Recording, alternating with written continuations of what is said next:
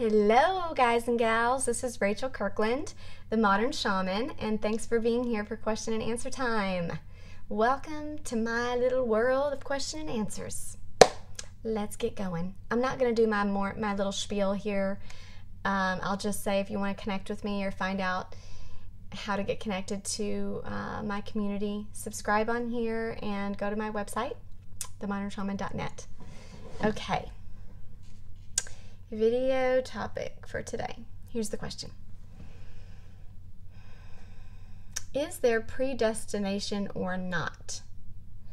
Do we have predestined experiences and can we change them? So free will, predestination, kind of this topic. Okay. Cool. You guys are asking some cool questions. I've done some cool ones today. Lots of sciencey, kind of fun timeline. It's relevant. But let me tune in.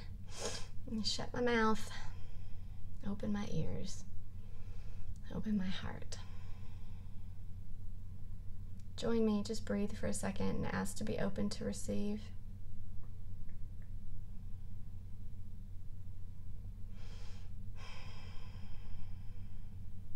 Okay. I feel like I've answered this question before, and it may have been on a live feed. I'm not sure. Maybe I've just talked about it. Memories are not linear for me, so it's a weird thing when I feel like I've done something before because I'm like, is it this lifetime? Is it just another timeline that I was on? Who knows? Okay, but I'll go for it. So here's the deal. I've got some personal experience with this because when I was a child and I used to get premonitions all the time. That's basically how my life was lived out. I would get a premonition, which would feel just like a little flash in my head, like imagination or a sense of deja vu, but it would come with a little quick image.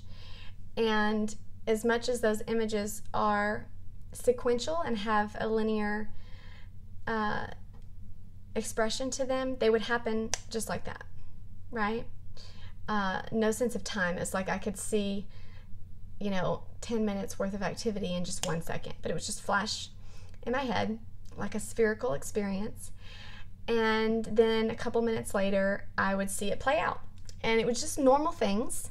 I've shared this before that, it would be like every day-to-day activity. You know what I mean? Just like eating breakfast or something, or putting my socks on. It wasn't necessarily like relevant, like, ooh, the world's gonna end and this is your forewarning of a premonition. They didn't always seem really relevant. But they happened so often when I got older, after a couple years of it, I started playing with it. And I started seeing like, okay, well, what if I changed things from the way I saw them play out in my mind? Like, is free will possible to change the endings of these premonitions? Okay, just because I saw it so often, I don't know why, I just wanted to see if I could change it. So my little curious Rachel mind was like, let me play with it. So the thing that I learned from that experience, and I'm not saying this is a truism for all of existence, but in my personal playing with it, kind of what happened was things that were mine, I could change.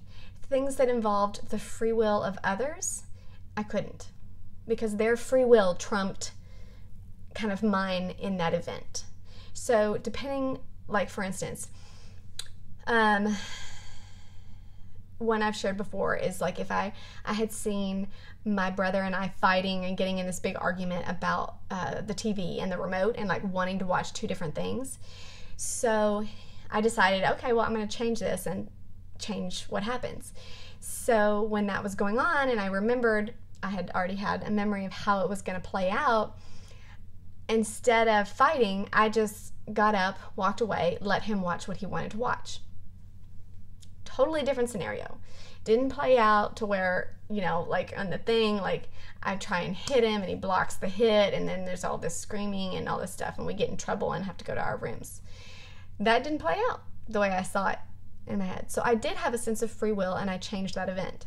However, there was another event where I saw my brother breaking his arm. I went up, I tried everything I could to make that situation different. You know, the way I had seen it play out was he was on the monkey bars and he fell and he broke his arm. So then I was like, why don't you stay in the car? Or I was like, I was on the monkey bars so that he couldn't get on it. I was like taking up the space and all this stuff. And then I was like, okay, I think I'm safe. I think I've played that one out. Get back in the car, don't realize it. He's running back and playing on the monkey bars, falls and breaks his arm. So I couldn't stop that. In his sense of free will, it trumped it, whether that experience was relevant for him and quote unquote predestined or not. So what I have learned from that and what I have kind of just settled in my own sense of belief, which is where I am now. It doesn't mean I can't change this belief. But right now, I believe that free will trumps all of the sense of predestination or having things set up and having lessons set up that we would like to learn. Okay? I do believe, because I remember also before coming into this form, I remember seeing almost like, not lessons that I was going to learn, but kind of like focal points in this life that were powerful experiences that I could gain a lot of soul growth from. I remember seeing them. I remember seeing people that were involved in them and kind of a sense of choosing them, a sense of like, this life will be effective because I'll work through these things or I'll learn these things. But that doesn't mean I can't learn them in different ways. And if all probabilities exist, all possibilities and probabilities exist, right? In a quantum experience, it's all there, it's all probable. It's just the science of choice that decides kind of which way we go. I do believe, though, also on another layer, just in my spiritual experience, that the multidimensional part of ourselves that is on the other side, our higher self, our guides and angelic body and all of this, is kind of rooting for us for these major change or major kind of decisions that impact more than just us. For instance, I can feel a collective push or energy on a spiritual level when there is a big thing that Spirit wants me to do, or an event or something where there's a sense of predestination or a sense of direction that's very cosmic or collective or spiritual for me and for those that will be involved as well, be it a larger group of humanity or be it those in my own family or whatnot. It's not that it takes away my free will, but I can feel a sense of like what my higher self would like me to do. So to answer your question, is there predestination? There's pre-probability. I do think there are paths set up. I think we set them up from our non-physical higher perspective. Do we still have the ability to change them? Absolutely. If all probabilities and possibilities exist, you can go anywhere. With every infinitesimal nanosecond, you can go anywhere. It's just that you have to vibrationally line up with that anywhere. And a lot of times we don't vibrationally jump. We kind of stick to our frequency. It's like we only dial the radio up like one knob at a time. But in essence, we could spin the dial and go to a whole different experience. But we would have to vibrationally line up with that. But yes, so kind of like they both exist. That's the thing with multidimensional living. When we're in this multidimensional body, it's not linear. Things are not mutually exclusive. One thing doesn't cancel out the other. It's not black or white. It can be both. And it's hard for a lot of people to understand in a 3D understanding. I talked about this on the other video. But when you're living from a more spherical experience instead of linear, it encapsulates all things kind of at once. And so there is a sense of predestination, of pre-computation or pre-understanding or or things having been planned or set up, but there is also a sense of total freedom in the moment to go anywhere you want to go. They're not mutually exclusive.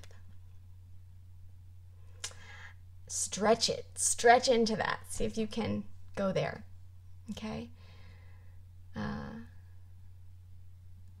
And rest with that. Don't come from your brain, come from your heart, from this type of understanding. Okay? Love you guys. Mwah. Blessings. I'm going to put my hands out here and give you guys some love. Okay? You know what? When I was young, I remember on, I think it was the 700 Club, some sort of televangelist that used to do that, used to put their hands up on the screen. It's powerful, though. It's very powerful. A lot of people are healed that way. So anyways, let me do it. I'm going to give you guys some energy of love. Put your hands out. Put your palm chakras up and open to receive it.